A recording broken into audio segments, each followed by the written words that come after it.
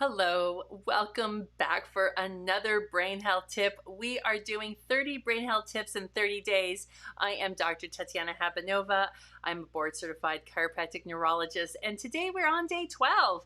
And I hope you have been following along and enjoying these brain tips. I'm doing one brain tip a day, and hopefully they are simple and doable for you. I would love for you to be able to implement each of these tips each day, that they are, that I reach out to you here and connect with you live, so that if you are doing the 30-day brain health challenge, please use hashtag brain health challenge to let me know, and so that you can continue to play along. And today we are doing day 12, and day 12 is all about movement and exercise. So it could be any form of movement and exercise that you enjoy. The important thing is to get up and move. So many of us are so guilty of sitting at our desks for hours, or maybe we commute and we have a long drive, or then we come home and we're maybe so tired we're just sitting and watching TV for several hours, which could be entertaining, but we're not moving too much. So I want you to take a moment and think about how much movement that you've had today. And again, it could be as simple as walking. It could be just simple as stretching. It does not have to even be cardiovascular unless you want it to be. It can be any form of motion, okay?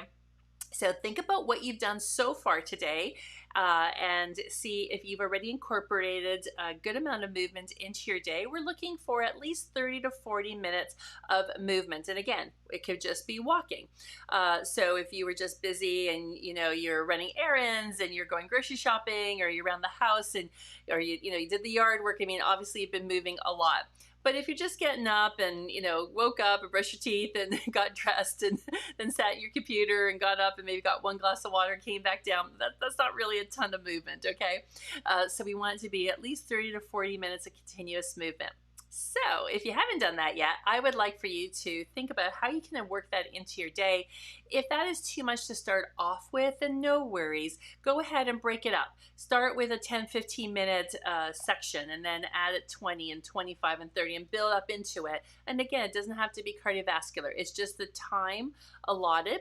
And movement is incredibly important for our brain health. Our brains are designed to we have very sophisticated brains, especially around controlling all our limbs and our arms, our legs, our fingers, all our joints. That we're very complex human beings, and our brain has to be able to coordinate and operate all of those movements. So it doesn't have to just be walking. Imagine you were dancing or just doing, weeding, and you're kind of bent, in a weird kind of position to try to get the weeds, for example, right? So just these complex movements.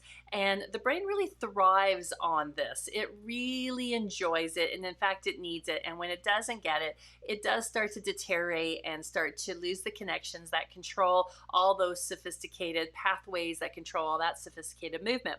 So we want to make sure that we continue to encourage this to be part of what our brain enjoys to do, and to keep those pathways very open and functional. We also know that exercise enhances, we've discussed BDNF before, but exercise is one of those elements that will increase the brain-derived neurotrophic factor.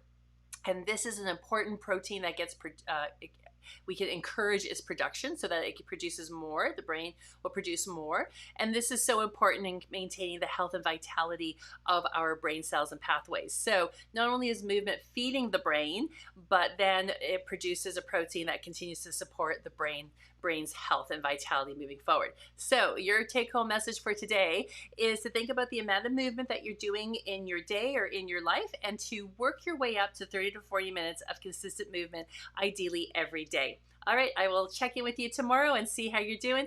Drop in the comments if you are getting that type of exercise or movement into your day and what that is. I look forward to reading your comments. Till then.